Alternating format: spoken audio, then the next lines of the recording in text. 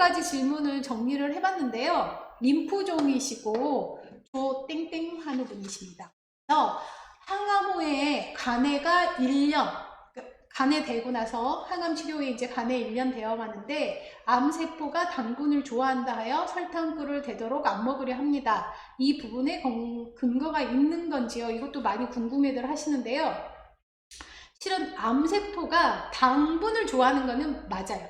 당분을 좋아하는 거는 맞는데요. 그렇다고 해서 저희가 당분 섭취를 안 할 수가 없습니다. 아까도 말씀드렸듯이 탄수화물 식품이 결국은 당식품이거든요. 근데 이 당식품을 안 먹으면은 저희가 에너지를 낼 수가 없고, 그리고 뇌 기본적으로 에너지 영양분을 주는 거는 포도당, 당분밖에는 없거든요. 그래서 설탕이 됐던 설탕 같은 경우는 실은 단순당이어서요. 안 드시는 게 실은 더 좋기는 해요. 그냥 설탕은 암하고는 관계없이. 네, 설탕 자체는 실은 안 드시는 게 좋고, 그리고 꿀 같은 경우에는 약간의 백혈구 수치가 낮을 때는 안 드시는 게 더 좋으세요. 왜냐하면 이것도 약간의 생식품이라 생균들이 있을 수 있거든요. 그래서 백혈구 수치를 확인을 하시고 이런 설탕은 안 드시는 게 좋고, 꿀 같은 경우는 조금 체크 한번 해보시는 게 좋을 것 같고요. 그리고 이게 당을 안 드신다 하더라도 결국은 저희가 아까도 말씀드렸듯이 식품을 먹으면 몸에서 대사작용이 일어나서 에너지도 내고, 그리고 이런 활동할 수 있는 그러한 부분으로 대사작용을 하잖아요. 근데 암세포가 단백질을 또 당으로 변환을 시켜가지고 활용을 합니다. 네, 그래서 당만 안 먹으면은 안 돼, 뭐 당만 안 먹으면 된다, 이거는 아니고요. 아까 그냥 결론은 매 한 가지예요. 골고루 탄수화물, 단백질, 지방을 잘 섭취를 해서 내 몸이 균형 있게 잘 활동할 수 있도록 하고, 그리고 나서 내 몸 안에 있는 암세포가 어떤 작용으로 해서 당을 빼돌려서 그 생성을 할 수 있게 하는 거는 우리 마음대로는 실은 되지 않아요. 그래서 가능한 한, 네, 탄수화물, 단백질, 지방을 골고루 드셔주는 게 더 좋습니다. 그래서 되도록이면 안 먹어야 된다 하는 거는 아니고요. 설탕은 암세포하고는 관계없이 그냥 안 드시는 게 좋고, 그리고 꿀 드실 때는 백혈구 수치 확인하시고 드시는 게 좋다라고 보시면 될 것 같습니다. 혹시 답변이 좀 부족하거나 좀 더 알고 싶으시면은요, 문자나 저희 협회로 연락을 주시면은 제가 더 보충 설명은 해드릴 수 있습니다. 그리고 20살 아들이 급성 골수성 백혈병 진단받고 2차 항암 중입니다. 근데 몸무게가 7kg가 늘으셨대요. 지금 이게 항암 치료가 급성 같은 경우는 제때는 7차까지 말씀을 하셨었거든요. 근데 저희 2차까지 하고 저희는 이제 골수 이식을 해서 7차까지는 안 가셨는데, 근데 요즘 20년이나 지났으니까 치료법도 좀 바뀌었을 것 같은데요. 일단 2차 하면은 앞으로 남아있는 항암 치료가 훨씬 더 많으시잖아요. 그리고 이 항암 치료라고 하는 것은 점점점 뒤로 가면 갈수록 체력이 조금 떨어지고, 그리고 갈수록 조금은 더 힘들어지는 그런 치료법이잖아요. 그래서 지금 현재 몸무게가 7kg가 늘어났다고 하면은 아까 말씀드린 그 표준 체중 아니면 이 적정 체중 범위 안에 들어있는지는 한번 확인을 해보실 필요는 있으실 것 같아요. 그리고 이 범위 안에, 그러니까 플러스 마이너스 10% 범위 안에 있으면은 크게 걱정은 하지 않으셔도 되고요. 그리고 한 번 더 조금은 그래도 여기까지는 괜찮다 하시는 그 범위는 이제 20%까지입니다. 가체중까지. 네. 이 7kg를 더하셨을 때 가체중 범위까지의 체중이라면 앞으로 치료 중이거나 이제 경과되어지면서 조금은 감량될 수 있는 기회들이 더 많이 있고요. 그리고 또 치료약에 따라서 또 식욕이 좀 증가되어지는 또 그런 약도 있을 수 있으니까 혹시 그런 부분은 한번 확인을 해 보시면 좋을 것 같고요. 치료 중에 몸무게가 되게 중요한 이유가 실은 내 몸무게에 맞춰가지고 항암제를 투여를 하게 되잖아요. 그래서 이 표준 체중 내에 있을 때 항암제가 내 몸 안에 들어왔을 때에도 활용도가 가장 높다라고 말씀을 하시더라고요. 그래서 과체중도 안 좋고, 왜냐하면 과체중이라고 하면은 대사작용이 제대로 일어나지 않기 때문에 약 효과가 또 떨어질 수 있는 거고, 그리고 영양분이 부족했을 경우에는 약을 많이 쓸 수가 없기 때문에 또 제 효과를 낼 수가 없고, 이러니까 지금 7kg가 늘어난 상태가 이 적정 범위, 적어도 뭐 플러스 20% 범위, 20%까지는 이제 너무 끝이니까요. 한 15% 범위 내까지만 포함이 된다 하셨을 경우에는 크게 걱정하지 않으시고 계속 치료에 임하시면 될 것 같고, 만약에 이것보다 더 좀 넘어졌다 했을 경우에는 가장 먼저 끊으셔야 될 게 튀김이나 아니면은 그 양념 통닭 같은 거 있잖아요. 이런 튀김류, 그리고 이제 탄수화물, 빵이나 떡이나 이런 것들, 영양분은 좀 적으면서 그냥 열량만 높은 이런 식품들은 조금씩 제한을 해보시는 게 좀 체중 감량에는 확실히 도움이 되세요. 그리고 여기에다가 플러스 운동. 근데 요즘 같은 경우는 밖에 또 나가기 힘드시니까 그냥 집에서라도 조금 움직일 수 있는 스트레칭이라도 해보시면서 체중 감량에 좀 신경을 쓰시면 될 것 같습니다. 그리고 진성적혈구 증가증에 무엇을 먹어야 하는지 궁금합니다. 여기에는요, 실은 특별히 이건 드세요? 이건 드시면 안 됩니다 하는 거는 없으세요. 그래서 저도 이 진성적혈구 증가증에 대해서 조금은 자주 접한 질환이 아니어서 좀 많이 찾아봤는데, 그 어떤 것도 제한해야 되는 것도 없었고, 그리고 더 많이 먹어라 하는 것도 없었고요. 항상 나오는 게 마지막이 균형 잡힌 식사, 골고루 먹는 식사, 이거였으니까 좀 골고루 먹으시면 될 것 같고, 영양제 같은 경우는 그런 말은 나오더라고요. 일단은 적혈구 수가 막 증가하는 거기 때문에 철분 섭취나 이런 영양제 섭취를 하기 전에는 꼭 의사 선생님과 상의한 후에 영양제는 복용을 하는 게 좋다. 왜냐면 영양제 같은 경우도요, 실은 과잉 섭취라고 되는 게 있어요. 과잉 섭취라고 하는 양이 있어요. 그래서 이 국가 권장량에서도 상한량이 있거든요. 저희 수시로 먹는 비타민C 같은 경우도 상한량은 2000mg입니다. 그리고 하루에 필요한 양은 100mg이거든요. 이런 식으로 상한량 이상이 됐을 때는 또 내 몸에 오히려 악영향을 줄 수가 있기 때문에 그런 부분을 한번 체크를 해야 되는데, 저희가 그 먹는 약이나 치료 중이나 이런 것들을 다 일일이 이런 상호작용들을 우리가 다 알 수는 없잖아요. 그래서 가장 쉽게 답을 얻을 수 있는 거는 의료진들에게 상의를 해보시는 게 가장 효과적인 답을 얻으실 수 있을 것 같아요. 영양제나 아니면 건강기능식품 부분에서는 꼭 상의를 하시기 바랍니다. 이제 후추, 계피가루 활용법 알려주세요. 낙지는 어떻게 먹는 것이 좋나요? 라고 질문을 해주셨는데요. 후추나 계피가루 같은 경우는 다 향신료예요. 그리고 이 향신료이고 굉장히 3000년, 4000년 전에 다 이런 향신료들이 우리 생활 이제 먹기 시작했던 건데요. 후추나 계피 같은 경우는 둘 다 몸을 따뜻하게 해주는 그런 향신료이거든요. 그래서 후추는 실은 향이나 이런 부분으로 굉장히 많이 도움을 주는 거라, 육류나 아니면 우유하고 굉장히 궁합이 잘 맞는 향신료입니다. 그래서 저희가 고기 구워 먹을 때 후추 간 하잖아요. 이거는 비린내뿐만이 아니라 그럼 고기하고 이게 궁합이 잘 맞아서 고기의 흡수율이라든지 아니면은 고기 냄새를 제거를 해준다든지 고기를 부드럽게 해준다든지 이런 부분에도 확실히 도움을 줄 수가 있는 거고, 근데 향이 빨리 없어져요.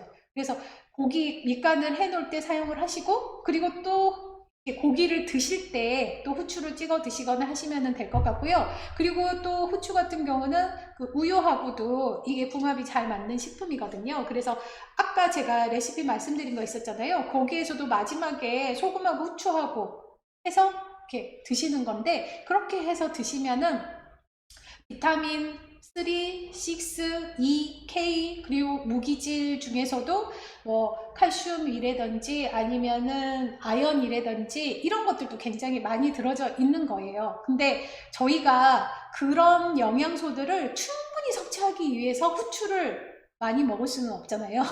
그래서 그냥 기본적으로 양념으로 사용을 하시거나 아니면 뭐 이렇게 소스로 사용을 하시면은 후추는 충분히 활용이 가능하고요. 그리고 계피가루 같은 경우는 향도 오래 가지만은 이 후추하고 마찬가지로 이런 비타민이나 무기질이나 뭐 이런 것들 영양소들 많이 들어져 있거든요. 그러니까 실은 두 개가 영양소나 이런 것들도 굉장히 비슷하게 들어져 있더라고요. 그래서 계피가루 같은 경우는 요즘 그 시나몬이라고도 하잖아요. 그래서 커피에다도 뿌려서 드시고 아니면은 뭐 식빵 에다가 또 이렇게 향으로 해서 드시고 아니면 바나나 구워가지고 또 위에다 뿌려서 드시고 그리고 이게 계피 같은 경우는 가루로 만들어진 계피 가루가 있고 아니면 이렇게 스틱으로 해서 저희가 이용을 하는데 이 스틱으로 이렇게 향을 내거나 하시는 부분이 분말보다는 훨씬 더 영양분이나 향이나 이런 것들을 오랫동안 지속을 한다고 그러니까요. 계피차를 끓이거나 아니면 꿀이나 뭐 이거하고도 또 잘 맞거든요. 그래서 꿀차를 끓일 때 계피를 또 집어넣는다든지 이런 식으로 하셔서 드시면 될 것 같고 그리고 가루는 아까 말씀드린 것처럼 토스트나 바나나나 뭐 이런 것들로 활용을 해 드시면 좋은데요. 계피가루는 대신에 좀 간에 좀 영향을 주는 그런 성분이 있대요. 그래서 하루의 섭취량을 3g으로 실은 권장을 했습니다. 3g으로 권장을 하고 10g은 넘지 않는 게 좋겠다 하고 이거는 이제 우리나라 정보는 아닌데 이런 이제 그 계피를 많이 활용하는 뭐 인도라든지 이런 곳에서 정한 권장량입니다. 그래서 하루에 3g 이상은 섭취하지 않도록 하는 게 또 계피를 잘 복용할 수 있는 방법이라고 보시면 될 것 같아요.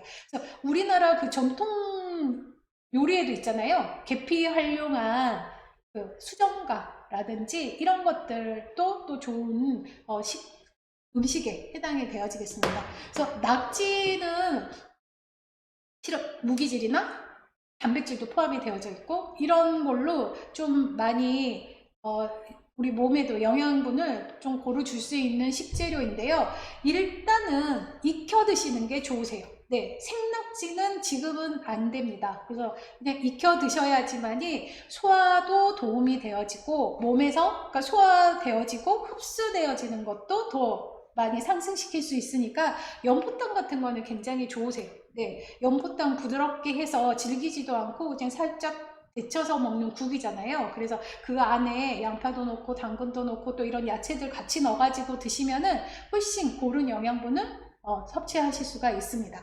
그래서 산낙지는 드시지 마시고요. 연포탕이나 아니면 살짝 데쳐서 그냥 초장에 찍어 드시거나 아니면은 볶음이라든지 뭐 이런 것들로 드시면은 낙지도 굉장히 좋은 식품이고요. 근데 가끔씩 백혈구 수치가 떨어졌거나 이랬을 때는 그 해산물 좀 조심하라는 식품 중에 실은 하나거든요. 그래서 백혈구 수치는 꼭 확인을 하시고 낙지는 좀 활용을 하셨으면 좋겠습니다.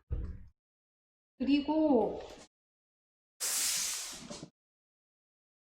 다음 질문은 뭐가 있을까요? 네.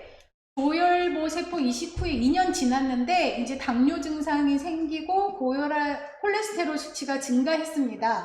체중은 조금씩 감소하고 있고 그래서 단백질 섭취 방법과 체중 유지 방법이 궁금합니다 라고 질문을 주셨는데요.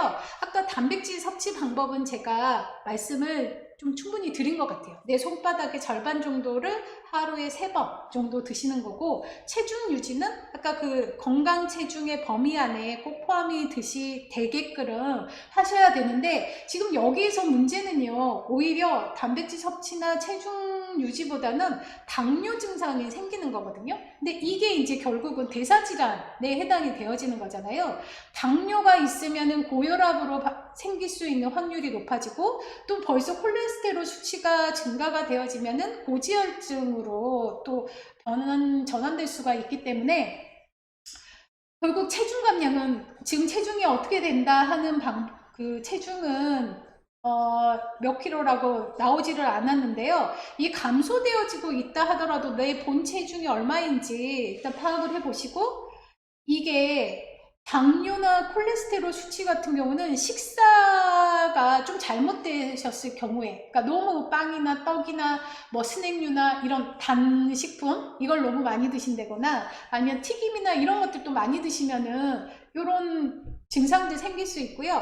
아니면은 또 가끔 그거 질문하신 분 계시거든요. 케톤식 해서 다른 건 안 드시고 지방식품만 드셔가지고 탄수화물 안 드시고 이렇게 하셨을 때도 콜레스테롤 수치가 또 높아질 수가 있으니까 지금 저희 한우분이 식사 형태가 어떤 형태인지 한번 좀 제가 궁금하고요. 지금 식사 형태를 한번 점검해 보시고 너무 탄수화물이 치중되어져 있는 건 아닌지, 그리고 지방식품 섭취가 많은 건 아닌지 한번 체크해 보실 필요는 있으실 것 같아요. 그리고 체중이 감소하고 있더라도 건강 체중 범위 안에 들어져 있으면은 더 이상만 떨어지지 않게 관리를 하신다면 크게 무리는 없으실 것 같습니다. 그래서 좀 더 제가 지금 한우분의 현재 그 상황을 잘 모르니까 대답이 좀 부족하지 않을까 하는 생각이 드는데요. 훨씬 조금이라도 더 궁금하시면 저희 정보센터, 희망정보센터로 연락 주시기 바랍니다. 그리고 이제 마지막일까요? 다음 질문이. 네. 급성 림프구성 백혈병 진단 받은 지 이식하셨네요. 이식, 아유, 축하드립니다. 64일 지났는데 생과일을 껍질을 깎아 먹고 있는데 하루에 과일은 어느 정도 먹어야 적당한지 궁금합니다. 하루에 200g입니다. 아까 말씀드린 것처럼 예, 200g이고요. 뭐 실은 식사를 혹시 제대로 못 하시거나 이러셨을 경우에는 좀 더 늘리셔도 괜찮으세요. 어쨌든 탄수화물 섭취량이라고 하는 거는 있으니까 필요로 하는 거라. 그리고 껍질을 깎아 드시고 계시는 거는 어쨌든 백혈구 수치 확인하시면서 드시면 되고, 그리고 이식 받으셨기 때문에 이런 점막이나 굉장히 약해져 있을 거거든요. 그래서 그런 점막이나 전체 컨디션이 회복되어지기 전까지는 아무래도 드시는 거는 조심조심 해서 드시고 부드러운 거 해서 위주로 해서 드시고 소화 잘 되게 해서 드시는 게 지금 상황에서는 가장 좋은 방법이시고요. 그리고 너무 이거 뭐 자극적인 거 먹고 싶다 하셨을 경우에는 이게 마음만 있지 또 드시면은 다른 조금의 그 부작용들이 생길 수 있으니까 뭐 예를 들어서 설사를 한다든지 아니면 점막이 너무 따가워서 상처가 날 수도 있다든지 뭐 이런 지금 시기에는 그러한 시기이기 때문에 조금 참으시고 적어도 100일 정도는 네, 지나신 다음에 드시고 싶은 것들을 좀 희망적으로 좀 부드러운 애들부터 네, 드셨으면 하는 바람입니다. 하루에 200g 정도 과일은 드시면 되고요. 혹시 식사 못 하시거나 그러셨을 경우에는 좀 더 드셔도 되세요. 300, 500g 뭐 이내로 드셔도 괜찮으십니다. 네. 그래서 어쨌든 이런 과일로라도 지금은 칼로리를 충분히 내셔야 되는 그런 시기이기 때문에 네, 그렇게 그 정도로 드시면 될 것 같습니다. 그리고 딸기 같은 거 드실 때는요, 실은 그 씨 부분에 그 사이사이가 깨끗이 실은 잘 씻어지지가 않거든요. 그래서 딸기는 좀 약간 물에 담가 두셔서 하시던지 아니면은 저희 같은 경우는 딸기도 깎아서 먹었어요. 그러면은 별 맛은 없거든요. 정말로 맛은 없지만은 그게 또 너무나 아무렇지도 않는 것 때문에 어떤 부작용들이 생길 수 있는 거라 지금 100일까지는 어쨌든 조심히 해서 드셨으면 좋겠습니다.